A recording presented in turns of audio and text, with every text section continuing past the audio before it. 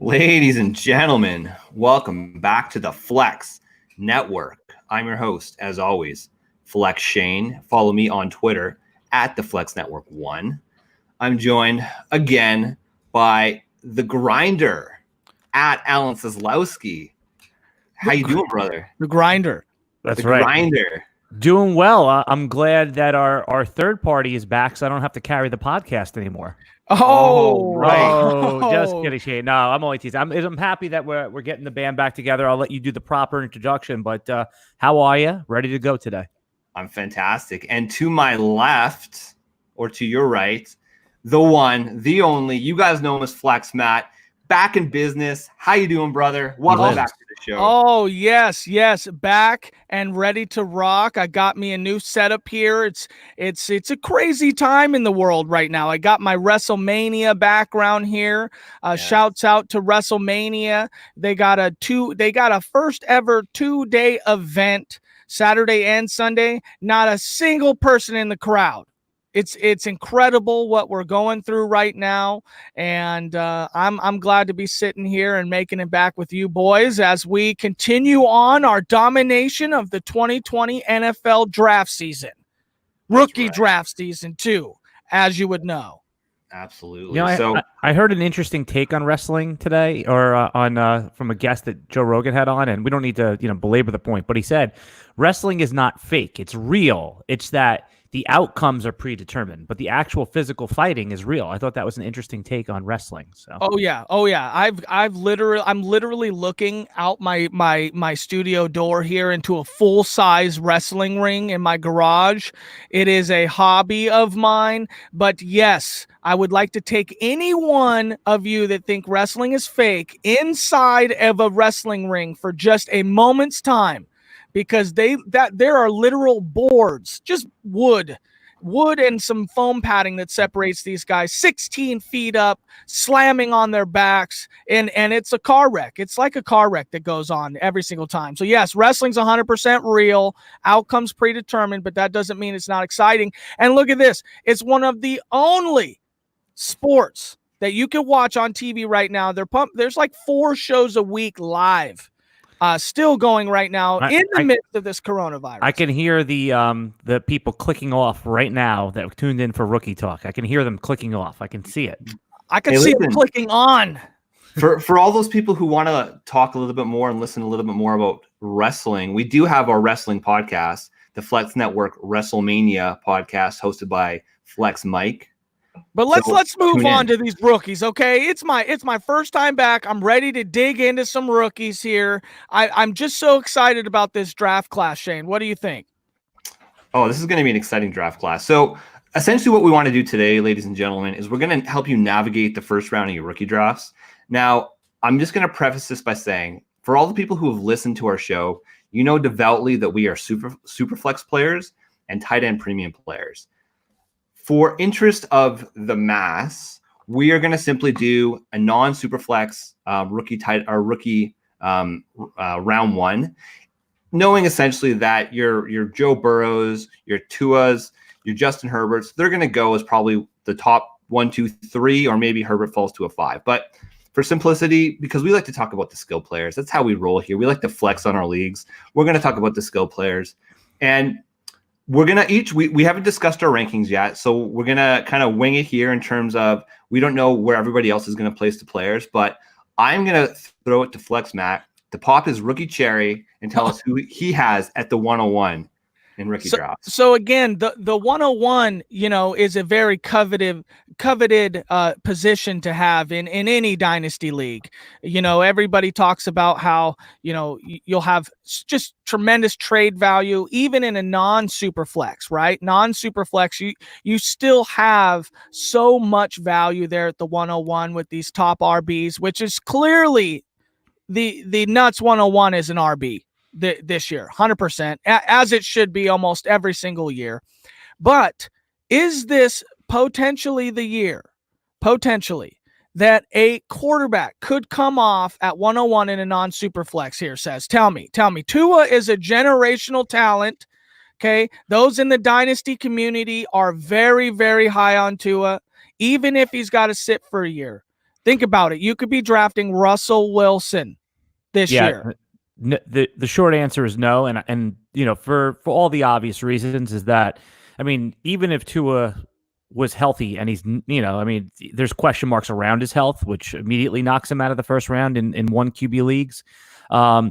It's still a quarterback. I mean, those guys in one QB dynasty leagues, they're ready available on the waiver wire. You could always find Ryan Fitzpatrick. You could always get by with the value is just, it's depressed. So yes, if he does turn out to be a generational Russell Wilson or someone like that, it pays off, but the upside is just not there enough to forego some of these elite running back prospects or some of the couple wide receivers who I know we all like in the top 5. So I'm going to tangential because that's what we do here on the Flex Network. But ever a year that we would have a running back conundrum as this year, as who's the 101.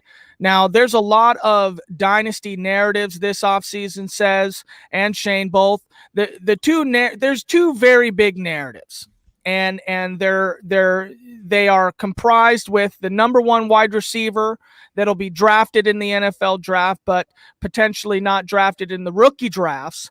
And the same thing with the idea that the number one RB that might go off in the draft room this year on television only, because your boy was scheduled to go to the draft this year, couldn't make it due to unforeseen circumstances. But again, we got a lot of information that Jonathan Taylor is now being pushed back in real NFL drafts. Some have him mocked behind Dobbins, and just go ahead, says no, you got him. Yeah, I mean, Shane, you could attest to this. My early season rankings has Jonathan Taylor as the RB3.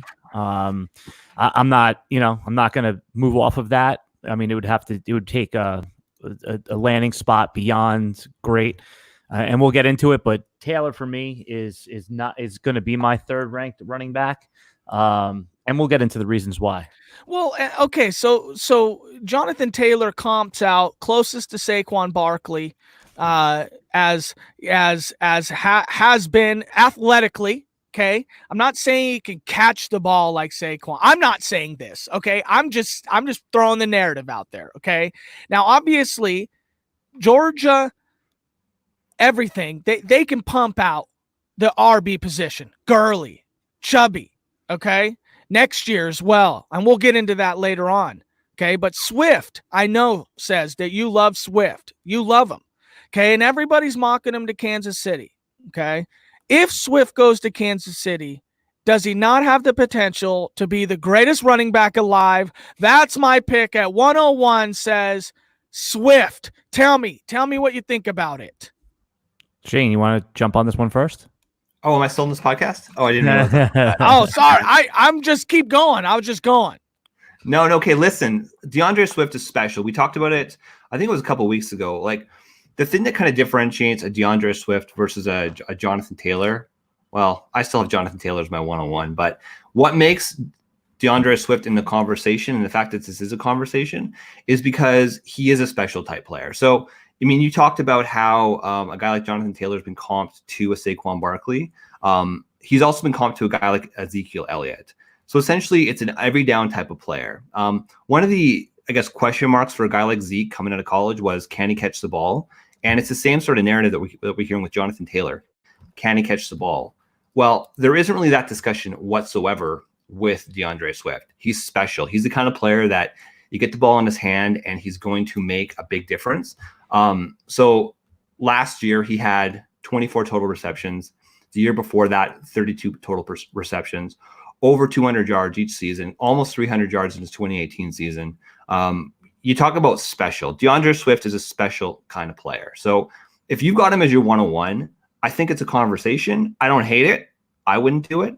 But DeAndre Swift, man, so much of it's going to be landing spot dependent. I mean, I personally don't see Kansas City taking a running back because, I mean, Damian Williams was good when he was actually healthy last year. So the fact that running back is a replaceable position, I don't see them doing it.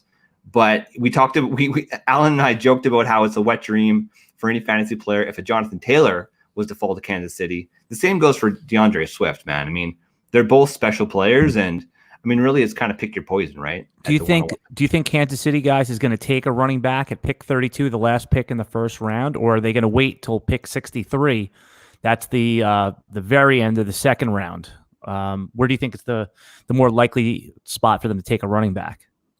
The more likely spot? Yeah. Oh, well, yeah, it's definitely not the first round, because, I've got my eyes on that's the perfect trade spot to have, especially this year if you're Kansas City, when you don't, you're a clearly dominant team who doesn't absolutely need a piece.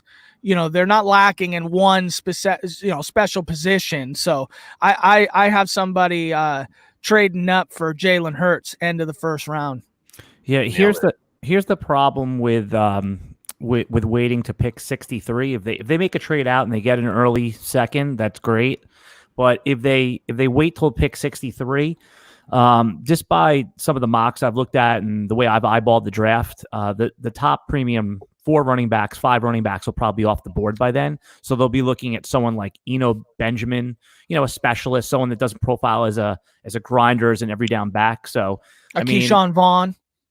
Yeah, and that would be reaching at that point. I think he's more of a third round player by most accounts. But Dobbins, Swift, Taylor, Akers, and Clyde Edwards-Helaire, I think will all be off the board in the first 2/3 of the second round. That's a good take. That's a great take. Yeah, I think that's fantastic. So just I guess because we're tangealing the way we tangeal, Tampa Bay has pick number 13 in round 2. I think that's an absolute sweet spot for 45 overall, something like that, right? Something like that, yeah. Yeah. So, to me, that's a perfect position. He's like a souped up James White, but we're going to get to CEH in a minute here. Okay. So we've got essentially pick your poison. We got Jonathan Taylor, 101. We got DeAndre Swift, 102, 101.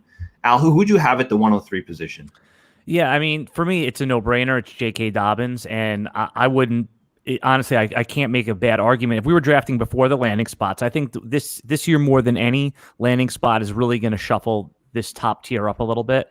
But if we were doing a pre-landing spot draft and you took Dobbins at 101, you would have no arguments from me whatsoever. Fast, catches the football, can move the pile.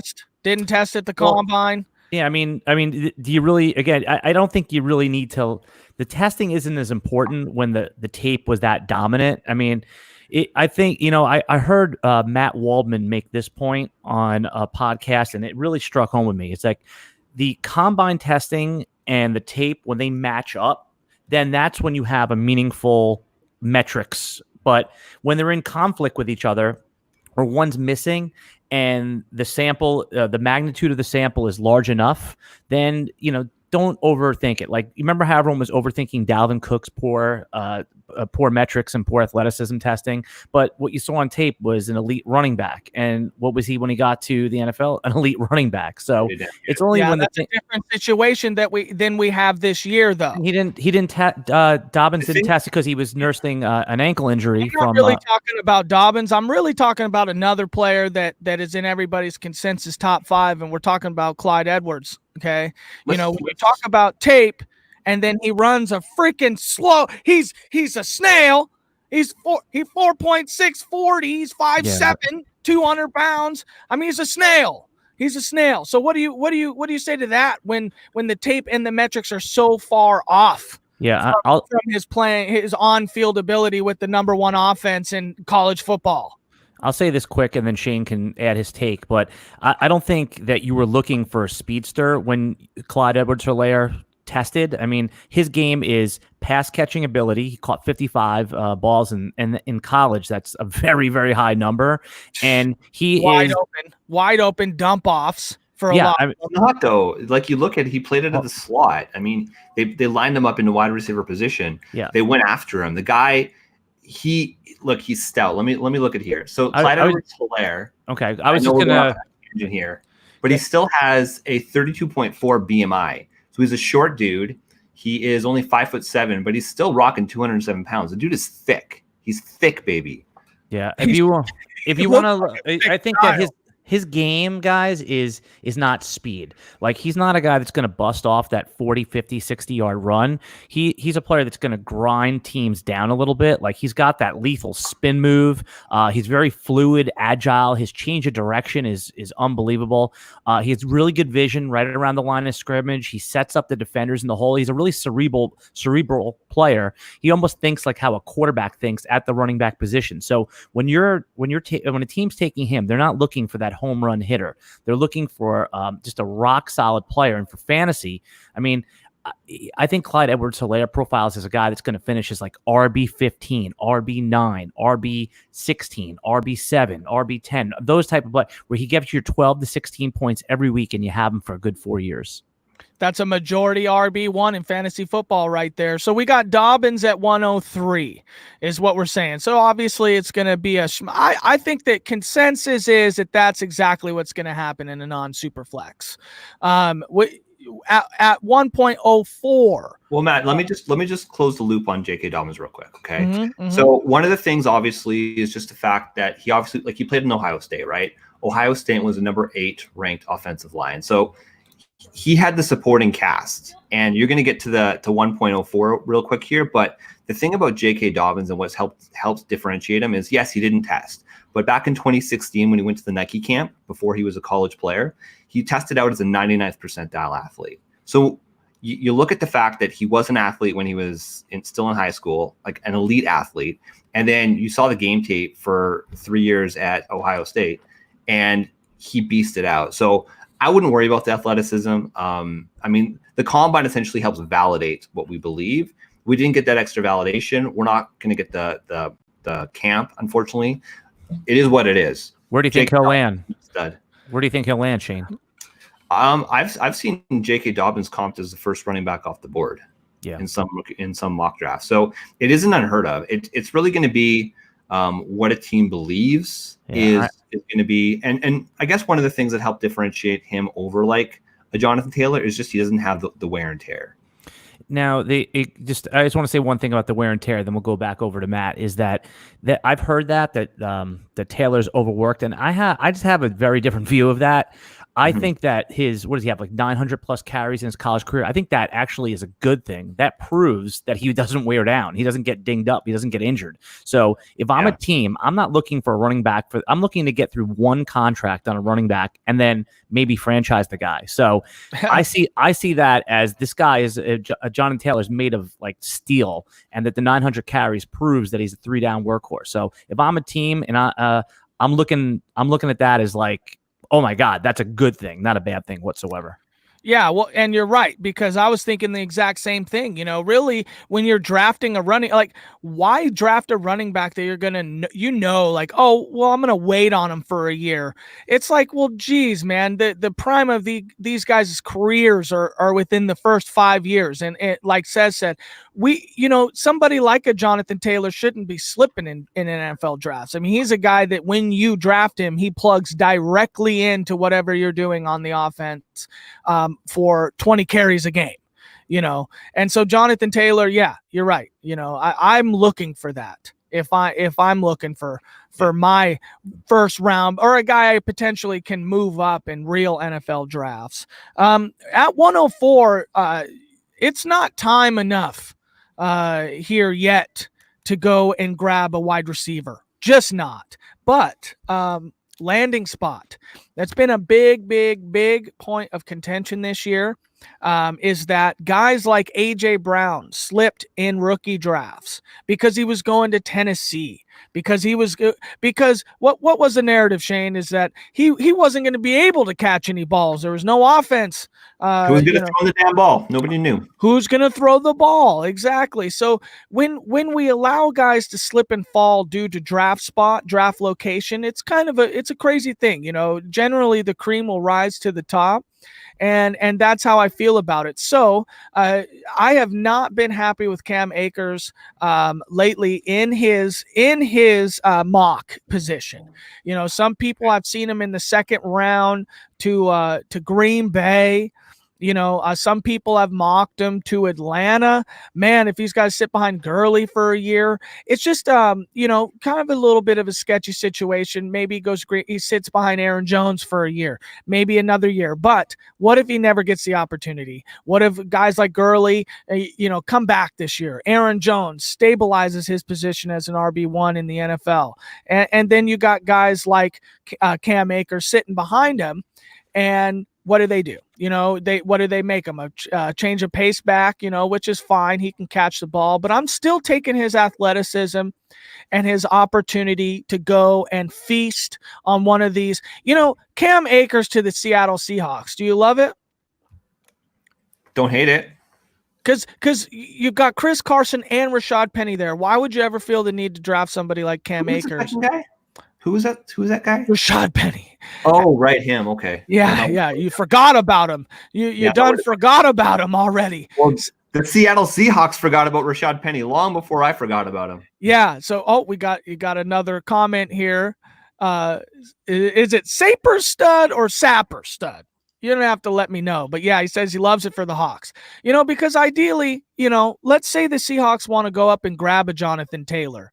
Again, we're saying we can get him around mid-second round, trade out of the first round, pick up some extra picks. Jonathan Taylor might be there, Cam Akers might be there. But that's my problem is Cam Akers is so good.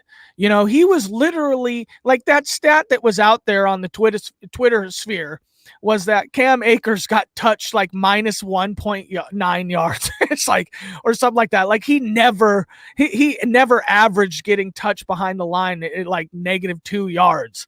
Right. Well, so Cam Akers, Florida State, of course, he had the 115th ranked offensive line last year. Compare that to Iowa State at number 8. Compare that to LSU at number 9. Compare that to Wisconsin at number 15. Offensive line matters when you're essentially losing a full yard or almost like 0.75 of a yard before you even touch the ball compared to these other players. It matters. It absolutely matters. What you just said is really what my first note on Cam Akers says is that he produced despite the conditions being bad around him. It reminds me a lot of what Joe Mixon has been able to do in the NFL, where it's literally he's running uphill on a muddy, slippery hill, and it's raining, the wind's blowing against him, and he's surviving. Cam Akers survived, thrived, however you want to say it, in bad conditions. If he gets on a team that has a good running back, I think Tennessee, believe it or not, is a sneaky team to target someone like Akers. Derrick Henry's on the franchise tag. They're not going to franchise tag him again next year. They're going to want to take a rookie, I think, to see what they're going to do with Henry. And if they take a rookie that can prove to be effective behind that monster offensive line, they'll let Henry walk because it's not going to be cost effective to have Derrick Henry next year. So I think that's the team that could sneak up and grab a player like Akers who's produced in bad conditions. And that's what I'm saying. So right here, at the rookie 104 for non-superflex, if you feel like a Cam Akers is going to get, basically have to take a redshirt year behind a Derrick Henry, do you select him at 104? Well, I mean, Akers is not 4th on my board, but if he was, again, I think that yes, you would. But I don't know where we got lost in this draft, but after those big 3, I certainly have Clyde Edwards-Helaire as the next guy. I mean, obviously, landing spot will shake this whole thing up, but if you had Akers there, I wouldn't argue. It just the thing again. I'll just say it one last time to put a dot on it. Thing that was so impressive is that he produced under bad conditions. So if he gets in a situation, even if he's got someone in front of him, most situations, think about it, there's only like 1 or 2 opportunities for a workhorse back in the NFL after this free agency. So most of these guys, 3 or 4 of them, are going to be in situations where they're sharing or waiting for an injury. Cam Akers, my 104. Shane, back to you, 105. Well, okay, just real quick. Tennessee, hadn't thought about it, Al.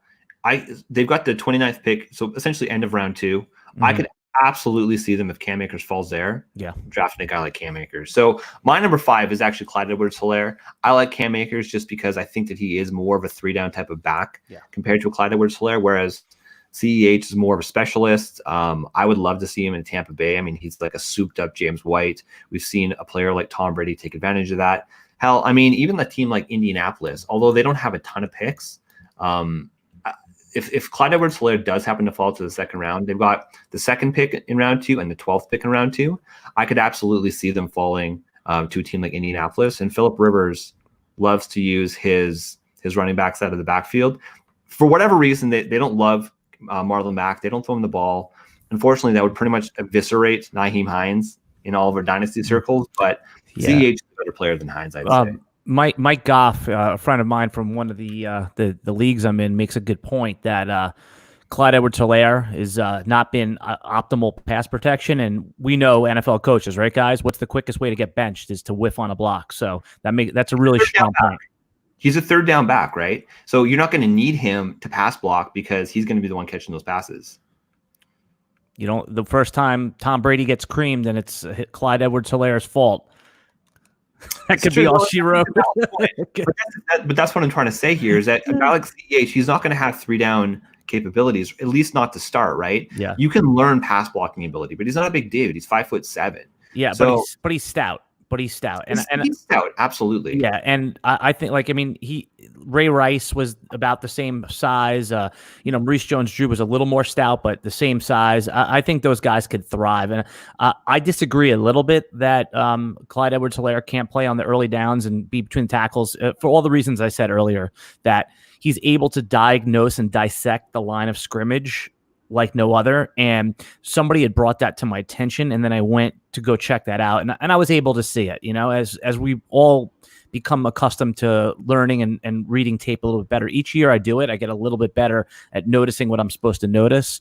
And that was the thing I noticed about him, was his ability, almost like Le'Veon Bell-esque in a sense, light, that he was able to dissect the line and make his move. But that's also the reason why I would have Cam Akers way ahead of him, is because he had a big old fat open hole. He had time to sit behind that line to have something created in front of him to hit it.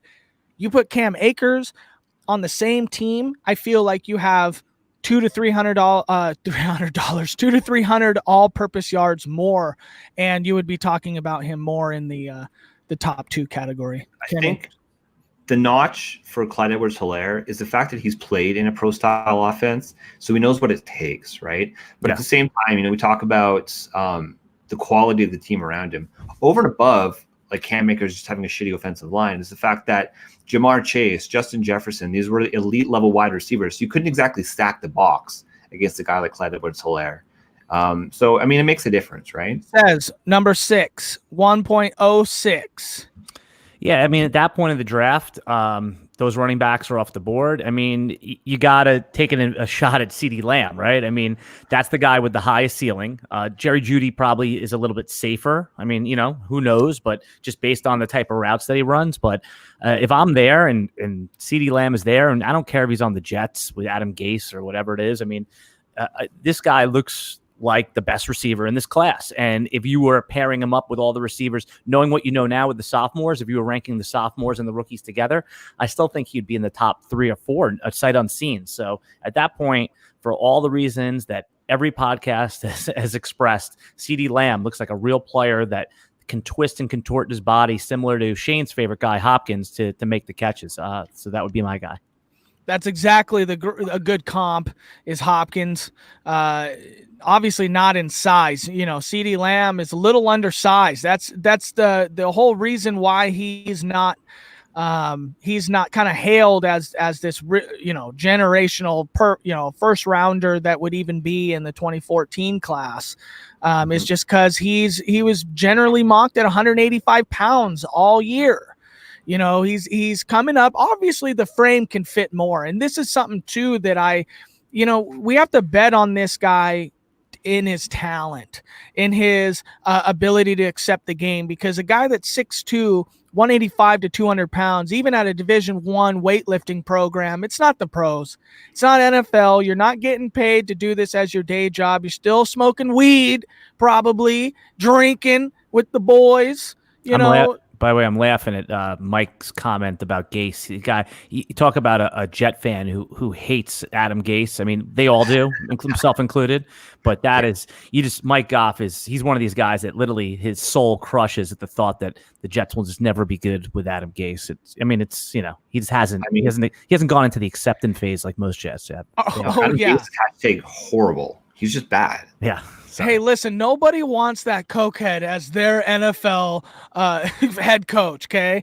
That guy was looking in 12 different places in that interview, and ever since then, you will never believe in this guy. Never.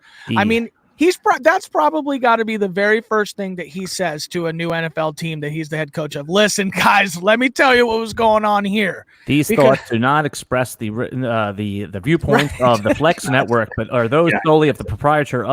How's that speech go? Yes, no, that was it. You did it well. Yes, so CeeDee Lamb, okay, obviously has to be the 101. You know, the guy's going to get opportunity as the first picked wide receiver off the board. Let's say he goes to the Jets. I'm going to say that you got Jerry Jeudy coming right back after him in the next pick. What would that be? 107 were we at 7? Shane, where were we? 7? Or were we at 7 or 8? 7? We're 107. Okay, 107, Jerry Jeudy, 100%, because I think that the Raiders are going to select him. And if I know anything, it's John Gruden likes his guys, and he's going to feed his guys. Okay, and I like that for Jeudy. I don't like it for Jeudy, meaning that he's actually going to be. I mean, the guy's not a 1. Okay, he's not a 1. He's a 2. He can be though. Why could he be though? Why? Because a guy like Brown can be a wide receiver 1. Antonio Brown, he could be. You're saying he's on a top side Antonio Brown? No, I'm saying that's the Jerry Jeudy, right? Is Antonio Brown on the top side? I think you have to be careful in terms of putting wide receivers in these little boxes and saying, okay, because he's only this big, because he's this small. I mean, the thing about Jerry Jeudy, he's only 193 pounds, right? Antonio Brown was 185 pounds. So it's possible. And then you look at the fact that what differentiates Jeudy, what makes Jeudy potentially the first wide receiver off the board, why NFL teams love him, is because he is what you call hashtag like smooth route runner. Listen, I got both of our commenters here saying that Jeudy is Keenan Allen. I don't see it. No. I've seen that a lot, but Keenan Allen plays a lot bigger than Jeudy. And Jeudy profiles as more of a speedster, more of a route runner than Keenan Allen is. He's more of a Stephon Diggs than he is Keenan Allen. Yeah, but that's exactly what it is. Yeah, but the problem, and says we'll get into this again a little bit later with, I'm sure, another wide receiver that's coming up. These guys get these speedsters, these quick movers get typecasted as downfield threats. You know, and that's a problem sometimes because you got guys like Curtis Samuel that are typecasted as downfield threats that really should be gadget players, that should be guys that are moving all over the field, should be more like Julian Edelman. And less of a, let's just send this guy downfield. Yeah, he's fast, okay? But the positives on these guys are separation, okay? And separation players need to be playing less downfield and more intermediate. A Tyler Lockett comes to mind when a Doug Baldwin comes to mind when you got that. So it's more of a Diggs to me. What do you think, Says? As far as Jeudy? Jeudy. It's more Diggs than Keenan Allen. Yeah, I mean, you know, if a team takes Jerry Jeudy, he's going to be an NFL, a starting receiver for a long time. That's his floor. I mean, he's going to be. Yeah, I could see every year nothing less than 75 catches for 900 yards and 6 scores as being the floor. I mean, with an upside, Jarvis Landry, with upside for a hell of a lot more. I mean, Jerry Jeudy is a professional receiver who will pay off, and I don't think he's a can't miss. He kind of looks like a player based on the tape that I saw that could play even with like average quarterback play. So if he ends up with a Derek Carr or just an Andy Dalton, he'll still be able to produce. I like him. I mean, there's no reason I could see him being the first receiver off the board or the third receiver off the board. Ooh, shots fired. Shots fired. Okay, Shane, here we go. 1.08. Jerry Jeudy, there's not a lot to say about these guys like Jeudy and Lamb that's not already said by everybody else.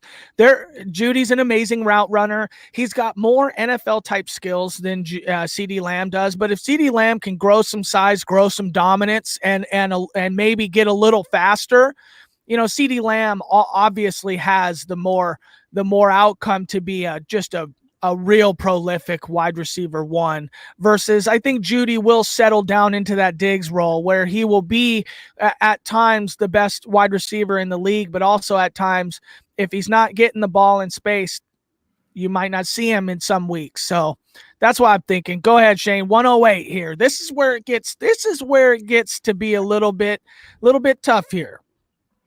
You absolutely nailed it. So generally speaking, I would argue that you try to err towards the running back position. If, all things being equal between a wide receiver and a running back, you probably want to err on the side of a running back simply because they more than likely will have immediate first-year impact on your fantasy team. I could see like even a guy like in my discussion right now, it's pretty much between a guy like Keyshawn Vaughn, who I think could have a 3-down role in the NFL, or a guy like Jalen Reagor, who last year at TCU did not have the accounting stats, but the year before that was an absolute beast. He's an absolute athlete. He does it on all parts of the field. He returns punts. He had 2 punt returns TDs last year. He's electric, and he could get on the field in the first year as a specialist. So I'm going to go with Jalen Reagor at the 1.8. Yeah, it would have been a hot take for Keyshawn Vaughn to be going 1.08. Okay. It would have been a hot take. Thank gosh you didn't put yourself on blast right there. Jalen Reagor says, it's pretty clear that 1.08 is going to be Jalen Reagor. I think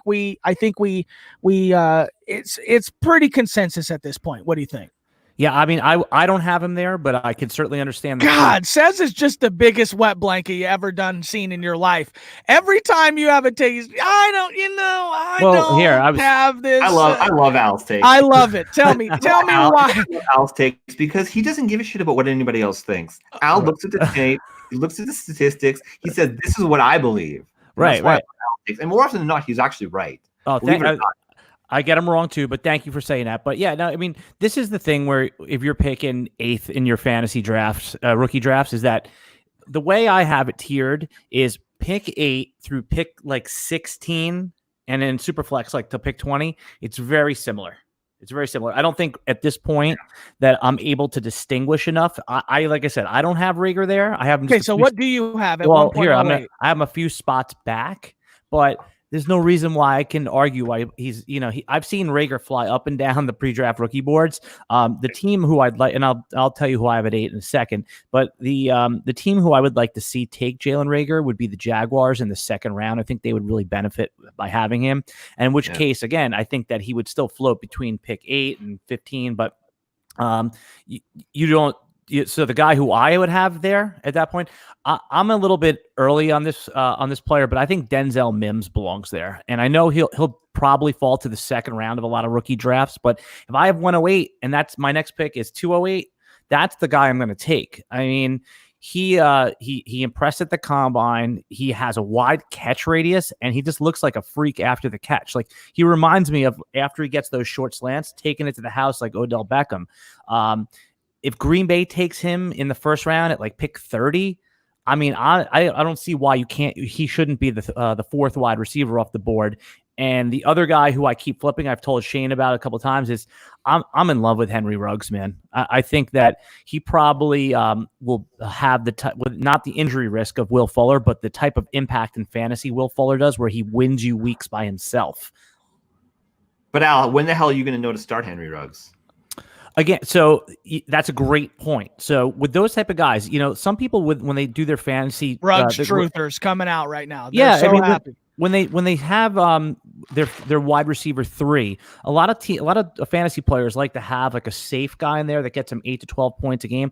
I don't play fantasy like that. Like my wide receiver 3, I like the Deshaun Jackson type of guy where I'm going to either get 2 points or like 42 points. And I think that I try to go safer with my other 2 wide receivers, but the wide receiver 3 is my nuclear bomb that if it fails, it doesn't kill me, but I can win 3 or 4 fantasy matchups with him. So that's where I would see Ruggs fitting in fantasy. Well, let's look at this a little bit. So you go on to Sleeper right now and you look at the top scores of last year. The singular top score, I believe, is Will Fuller. So you're right. You might get that 1 week, right? But if you're playing him in your wide receiver 3 and you're sniffing 7 points half the season, or 6 points half the season because you're just not able. Okay, Ruggs is being mocked very clearly to Denver. Okay, and some have mocked him as the first wide receiver off the board to the Raiders. Okay, but again, is Ruggs a downfield threat or is he a gadget player? Because neither. It seems, well, to me, he's more of a gadget player. Well, he can run, but he can run routes too. I think he's, go ahead, Shade. You had a good take on him. I heard your take on him before. No, I mean, essentially it's both. The thing about, like, if he landed in Oakland, or I guess the Raiders, Las Vegas, I think that would be absolutely horrid. I don't think that would be a good fit because I don't think Ruggs is a number 1 wide receiver. If he lands in Denver, where at that altitude you could just huck the ball, Drew Lock can throw the ball. He's not as accurate downfield, but you get Courtland Sutton as your 1. He's your alpha. He's your dog. You get a guy like Henry Ruggs to essentially open up the field. I that would be an absolute and perfect landing spot. It's the same reason, though, that like Hollywood Brown was the first wide receiver off the board last year because he has he stretches the field, he opens it up, and anytime you Hollywood Brown was better, a lot better. Yeah, but I'm saying when you have a player that can open up the field and pull the safeties away, that just opens up the whole offense. It's like Steph Curry in basketball. Whoa, of course we love Steph Curry, but it's not so much that he's such a great shooter. It's that he opens up the floor. He makes the defense play 35 feet out, which opens up the inside. And that's the same thing a player like Henry Ruggs does. He'll open everything up for everyone else, and that's why he probably it's very possible he could be the first wide receiver. He helps. It's also very possible that he could be going before some of these guys in a rookie mock or in your dynasty drafts. You are right, though. The thing about the mock to Denver of why I actually like it so much is because Noah Fant is one of my top targets this offseason. If you study the end of the year or just the games that Noah Fant was really, really good at or in, Drew Lock and him have a really good connection. They have a really solid connection, seems to be putting the ball exactly where it needs to be. And you're right. Okay. It's not so much that Ruggs is a better receiver than a Judy or a CeeDee Lamb, but it's the Denver need on that team is to stretch that field. I talked about this with Shane on a podcast before. It's that all these wide receivers come in different shapes and sizes. They all do something little different. So which one goes off the board is not really going to indicate to us which one is the best one. As we sort of get trapped in that with running backs, but with the receivers, it's like, oh, I need a speed guy. Oh, I need a big guy. Oh, I need a over the middle guy. So teams are going to take the key to which door they need open. So that's more or less how I thought about it. Yeah, I got it. We got a commenter here wondering if they're going to stick with Locke at Denver, thinking you could see a Cam Newton or a Jameis Winston go to Denver. Man, if Jameis Winston went to Denver and Ruggs came through, that would be sick. I would be into that. I would be really into that. What do you think about a Jameis Winston in Denver, Shane? I think that Denver likes Drew Lock. I think they honestly believe in him. I don't see them going out and getting another quarterback. They think that Drew Lock is their quarterback. Do you think John Elway even knows how to coach a Jameis Winston? I mean, he's clearly drafting pocket passers just like him, or high high gunner pocket passers to a fault recently. 108, I guess, was Jalen Reagor. Yeah, but I would you would ask me, by the way, where I have him. I have him at 12. So there's not much difference between 8 and 12 in this draft because they're all wide receivers. So that's the thing about Reagor is that his pro day speed at 4.47, he's was good. Being it's good, but he was talking about how he was going to run faster. He profiles as an AJ Brown type. If he runs faster, he can prove to be a little bit more dominant. His skill set is really good.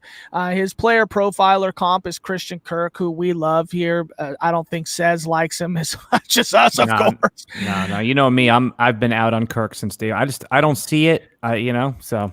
Yes, but to say Jalen Reagor at 108 is pretty consensus right now among the elites, but Denzel Mims, I believe, will settle into that 108 concretely. Shane, don't you agree if Mims ends up at the 30th pick going to Green Bay, like you got to consider him now? Feels freaking off for Denzel Mims if he ends up in Green Bay. Yeah. Honestly, you could pretty much say that for any of these wide receivers, though, right? But he's the one most likely to end up there because of how NFL teams think about these players and how they slot in. If Denzel Mims ends up in Green Bay, he's the 101 for wide receivers, I think. And why not?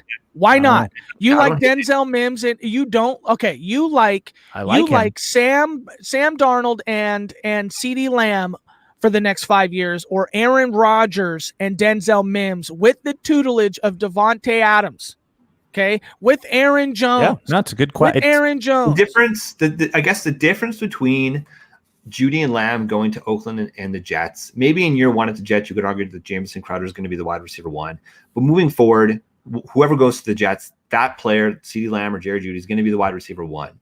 As long as Devontae Adams is in Green Bay, as long as Aaron Rodgers is in Green Bay with Devontae Adams, he is going to be the one. He's a stud. You can't dispute that. So the question becomes, would you rather have a wide receiver 2 in a prolific offense with an elite quarterback, one of the best of all time with Aaron Rodgers, or would you rather have a player who's going to be the 1 in their offense, but maybe not quite as efficient, not quite as good of an offense? It's going to be a discussion, good right? Question. And that's what makes it fun. Yeah, and that's a really good take. I agree with that. That's and Matt pointed it out. You illustrated it very well there too, Shane. That that's its decision. You want the better player, worse situation, better situation, little slightly not as good player. That's the classic dilemma of fantasy. I just want to rewind for a second here. You guys are talking about Jameis, and I've said this on a podcast. Who the hell knows? Everyone's guessing where he's going to go. But I think, and again, just a guess. I don't know anything. I haven't heard anything. But I think there's no lock that Ben Roethlisberger is coming back. And I could see Jameis signing for in Pittsburgh, maybe like a $12 to $15 million deal with some incentives, or even like an $8 million deal to be the backup. Ben is fragile. And obviously that opens up a whole new can of worms so that all those fantasy players, but I don't want to spend too much time. But I think that's where I see him sliding in, Jameis, not in Denver where they're trying to build with Locke. When was the last time Ben Roethlisberger, let's say he comes back, when was the last time he played a full season? I mean, did you see what he looked like on all these interviews? He looks like he has COVID-19. Oh, too soon? No, that was right on time. That was right on time. Okay, so hold on. We got 108 as let's say 108's Mims or let's say 109 is Mims. Let's say 109 is Mims. And then now it's up to me at 1.10. Okay. And it's pretty tough to go away from to potentially go away from a QB here because I'm just not on fire about Ruggs. Okay, so Ruggs would be the clear choice here because I think now we start getting into a second tier of players outside of QB, where I mean, yeah, you've got your 6th ranked running back, you've got your 5th ranked, 6th ranked, wide receiver. At this point, you can either take some upside or take some sure bets. And at that point, even at 1.10, it's not a sure bet, but at 1.10, take him and deal with it. And I say Tua. You got to take Tua in the first round. QB. I got Tua at 10. No. So, Shane, 11. You don't want anyone to argue that? That's a We're just going to controversy. brush over Tua? I don't want to argue it. It's just what I'm saying is I like that this draft class has an immense amount of talent. Okay, I might as well grab a guy who could turn into Russell Wilson for the next 15 years at 10. It's not like, what would you do? Would you be you wouldn't be reaching per se, but for me, it would have to be Ruggs if he was still on the board. Okay, great. I would just rather take a Tua. See, on my one quarterback dynasty team right now, if I was at 1.10, my QBs are Josh Allen and Jimmy Garoppolo. Okay, I could use a guy like, trade opportunities for Tua later on. Taking Henry Ruggs, and let's say he potentially turns into a Marquise Brown, potentially. I can't get much for Marquise Brown in dynasty trades right now. I don't have a lot of people asking for him. I've got him in a lot of leagues. I'm happy to keep him. No problem. But I mean, what would Marquise Brown go for right now? A low end number 2, if you've got it, and if you believe in him right now. And that's another podcast we should have, is dynasty values, because it's pretty crazy. You see some of these trades out here for Christian McCaffrey. I saw a trade for Christian McCaffrey, which was 2 first-rounders, a second-rounder this year, and Chris Godwin. Shane, do you want to just pick? Hey, guys, Matt. Go ahead, Shane. I'll let you go. It's the same reason we talk about waiting for quarterback. Unless you're getting the absolute elites like a Lamar Jackson, which is Tua not an absolute elite? Hold on, let Shane rebut here. He's pretty good. He's replaceable.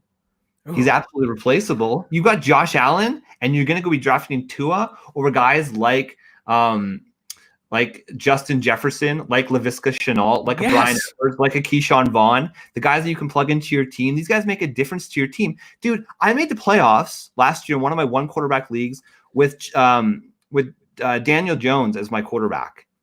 And I made it into the playoffs because I had a stout team around him. It's all about your skill players in one quarterback leagues. I would absolutely not draft a QB in round 1.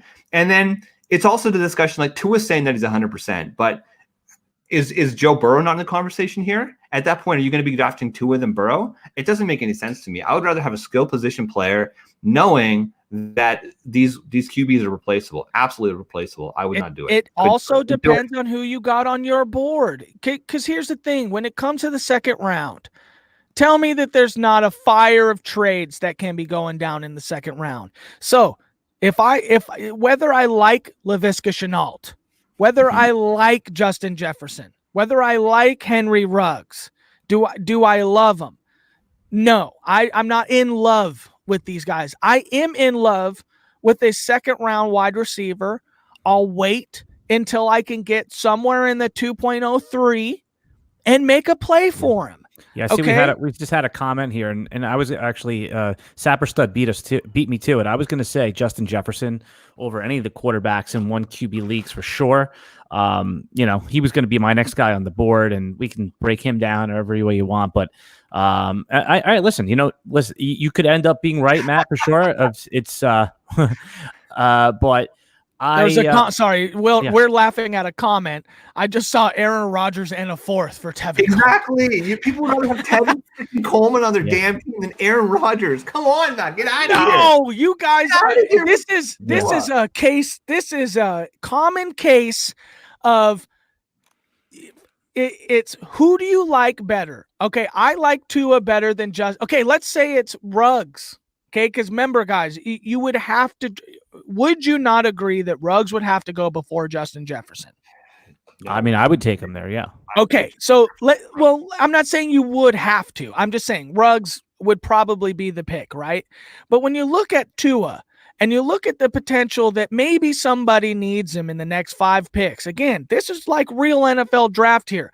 I like Justin Jefferson. I like Ruggs. I like Laviska Shenault. But I do not like them better than Tua. And I also like the next wide receiver somewhere in the early second that I'm going to make a play for. Okay, so why can't I have you're saying that you want me to draft a wide receiver here. Okay, well, I got a wide receiver that I can get. I got a wide receiver that I can get at 2.04 that I like better than the next 3 guys. Well, that's fair. Okay. That's So fair. You're playing the draft board. I get it. You're playing the board. There you go. So it's like, hey, we're not putting rankings out. This ain't rankings. This ain't rankings. Strategy though. This is also strategy. Listen, strategy. Right? That's what I got. That's what I got. If you believe that you could get that, you should be taking Tua here. The answer is you should be trading this draft pick. You should be trading it because you're probably going to get more than what Tua is valued at in a one QB league. If you think your guy's going to fall to 2.4, try to get 2 second-rounders for this. Yeah, no, that's smart, Shane. Even if you can move back like 3 spots and get the guy's 3rd-round pick or something like that, that might be a. That's assuming somebody's going to come up from 3 spots ago, right? And remember, I got Josh Allen and Jimmy Garoppolo. I'm talking about in my own personal dynasty, right? But I think at 110, so it's like someone's not going to move up from 211 to 27, but somebody might want to move up from like 22 to 110. I mean, and you could do a trade with that guy.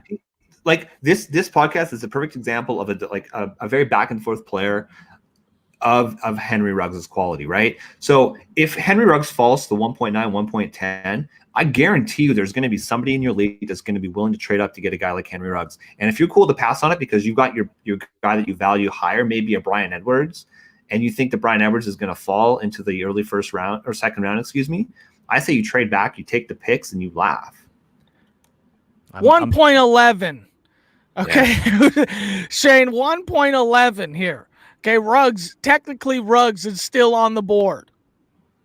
Ruggs is still on the board? Ruggs is still on the board. Justin Jefferson's still on the board.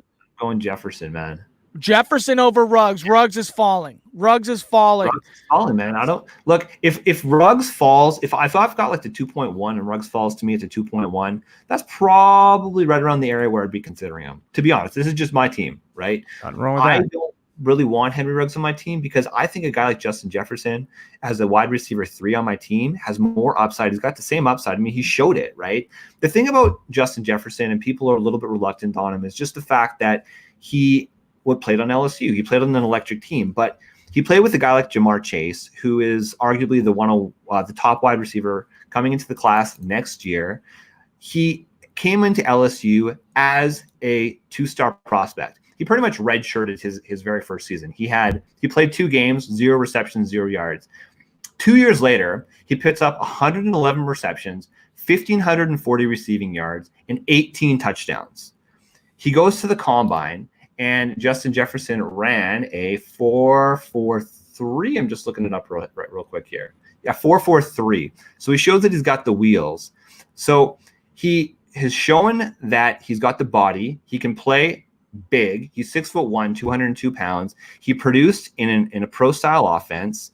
He showed that he could convert. He had a 90% catch share last year. So he knows how to catch the damn balls. His hands are like glue. This is the kind of guy that I want on my team. As if I can get him as my wide receiver 3, I am absolutely laughing. It's a guy that can produce and put up 10 to 12 points in PPR leagues every single week for me. That's the guy I want. Yeah, he looks pro ready, doesn't he? He looks like he's ready to come into the NFL and play right away. And obviously, you never know till you get them on the field. But yeah, the thing that stood out for me the most with Justin Jefferson is that he's a bully out there. He rips the ball away from people. He high points. I mean, he does all those little things that NFL receivers. He gets Sports Center level plays. He just looks very physical, and he's gonna take it to them. And like you said already, that he's played in pro style before. I think that's a really good pick. And a lot of mocks we've seen him go to the Eagles, and if he does, I'm happy with Carson Wentz throwing him the ball. So yeah, good one there, Shane. I like it. Yeah, and Justin Jefferson, the reason why he does all the little things well is because the guy literally had to scrape his way to greatness. Yeah. I mean, like you said, he got no Division I scholarships. I believe the reason why he even went to LSU is because like his dad or something. What was it? College. It was just where he lived. Like that was his local college. Nope. His dad knew the head coach or something. And the head coach had always said to Justin Jefferson that he would take him if he wasn't going anywhere or didn't get any as a favor to his dad or whatever. And then he walks on to LSU. I mean, LSU wide receivers.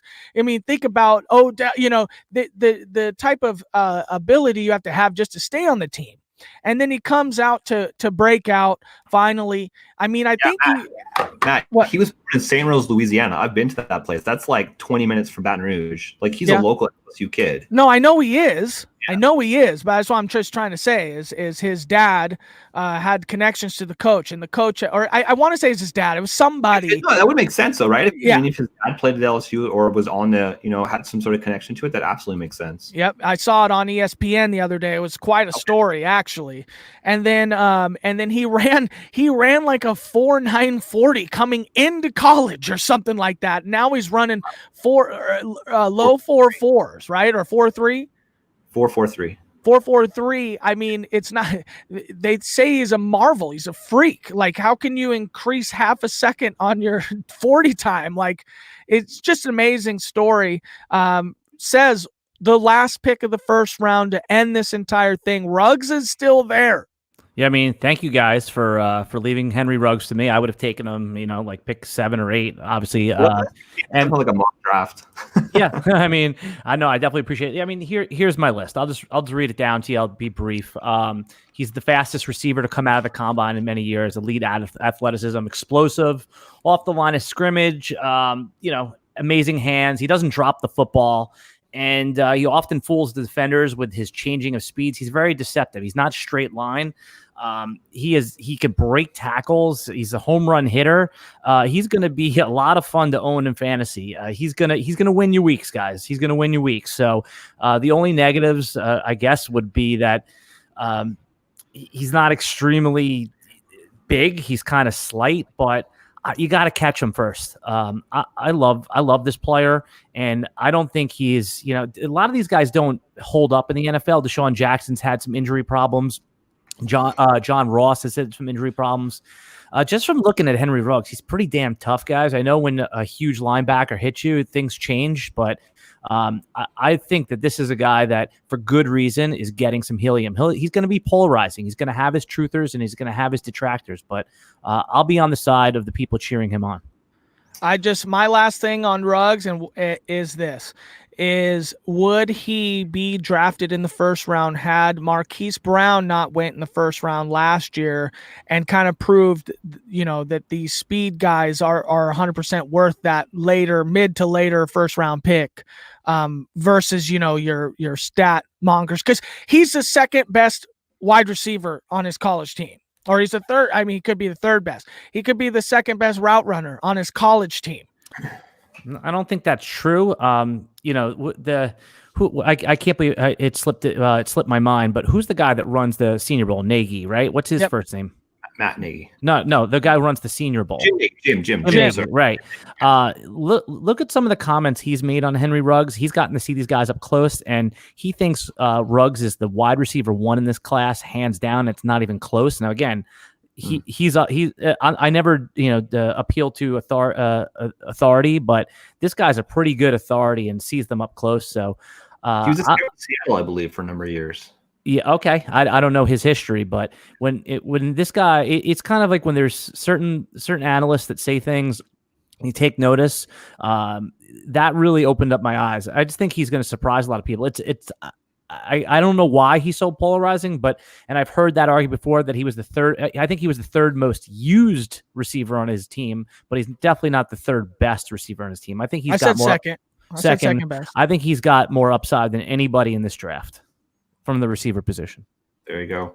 Look, I think just to, I guess, put a bow in this whole conversation, and I'm not going to reread off the top 12 list just because it's really like a top 15. But I think that once you kind of get to that middle part of the draft, it gets really, really interesting. And if you have a guy and there's an opportunity to maybe trade up for it, and you really want to get that guy, you might have to do it, because who knows who's going to be going around the 1.7, 1.8. You have no idea how your draft is going to go. So if you want certainty, trade up, or you take the alternative and say, I'm not going to trade up because there's so many good wide receivers, somebody's going to fall. It's a pretty exciting round 1. I'm excited, man. We're less than a month away from the draft, assuming that it's still going to happen digitally. We're all very excited.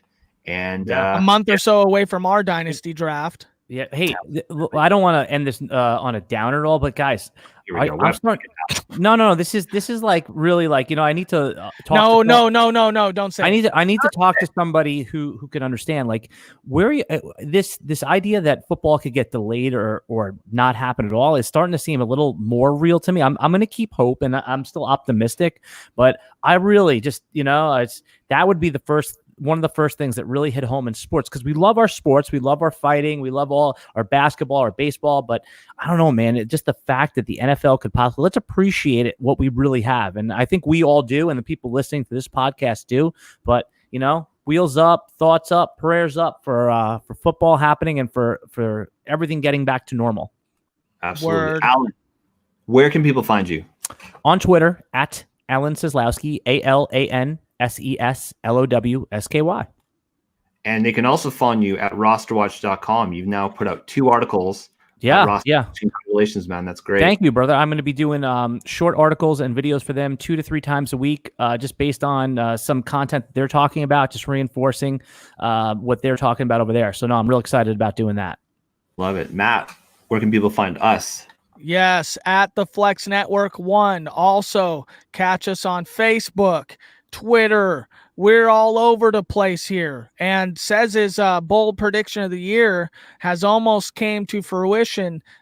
We had talked about in one year from draft to draft that we would go from 100 followers to 1,000 followers or whatever we did, and we're nearing in on 1,000 as we continue to mine our way.